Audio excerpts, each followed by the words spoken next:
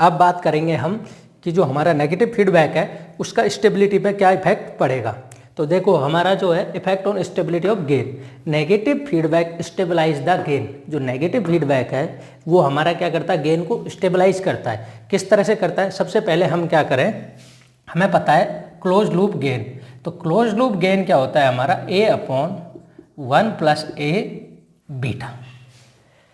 और जो हमारा स्टेबिलिटी फैक्टर होता है S = क्या होता है, ΔA/ΔA। तो अब हम ये निकालते हैं तो हमको क्या करना पड़ेगा, डिफ्रेंशिएशन करना पड़ेगा। तो सबसे पहले हम क्या करेंगे, इस ACL वाले का डिफ्रेंशिएशन करेंगे ΔACL, और बोल सकते हैं हम फीडबैक एम्पलीफायर का गेन है ना, तो इसको हम वो भी बोल सकते हैं। तो ΔF/ΔA, तो इसके रेस्पेक्ट में जब हम ये करेंगे तो क्या हो जाएगा मेरा, ये इसका रेस्पेक्ट डिफ्रेंशिएशन करेंगे, ये मेरा हो गया सेकंड फंक्शन, ये हो गया मेरा फर्स्ट फंक्शन डिवीजन में। तो जब हम डिफ्रेंशिएशन करते हैं तो किस तरह से करते हैं कि फर्स्ट सेकंड फंक्शन तो सेम और डिफ्रेंशिएशन ऑफ फर्स्ट फंक्शन।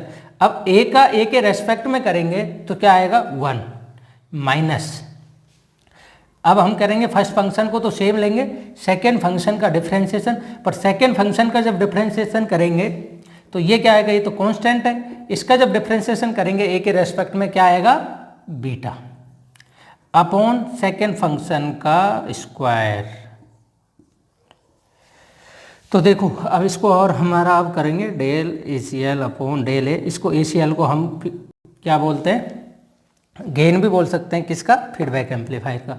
तो ये हो जाएगा 1 + A beta minus A beta upon 1 + A beta का होल स्क्वायर। इससे ये कैंसिल आउट हो गया।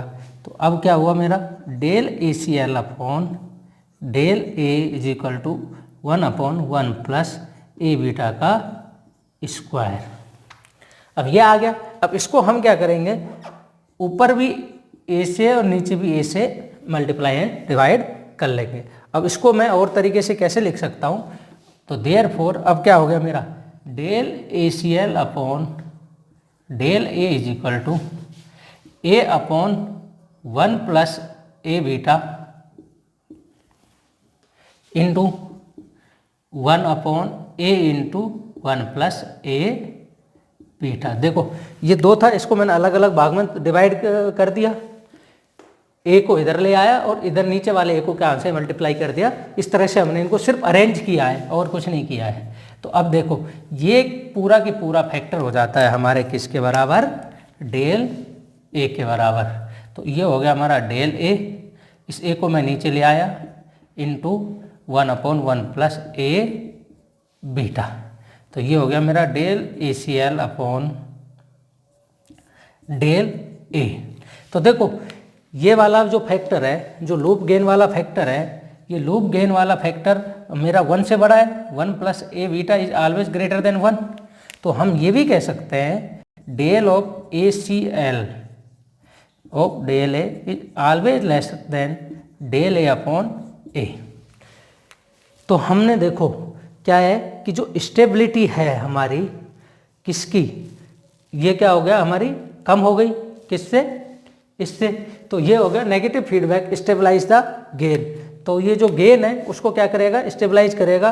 किस तरह से, ये देखो, तो इसमें gain of basic amplifier changes in large amount, जो ये है हमारा, तो बेसिक एम्पलीफायर का जो गेन है वो लार्ज अमाउंट में चेंज होगा। कब, जब हम फीडबैक एम्पलीफायर का गेन है वो स्मॉल अमाउंट में चेंज करेंगे। When gain of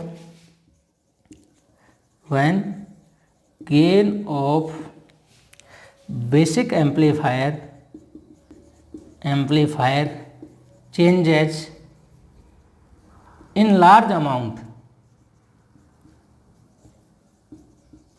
gain of basic amplifier changes in large amount, the gain of feedback amplifier, then the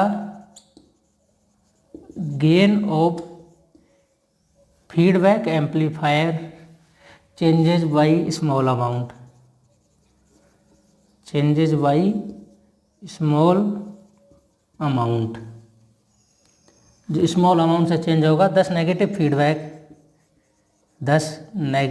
feedback stabilize the gain.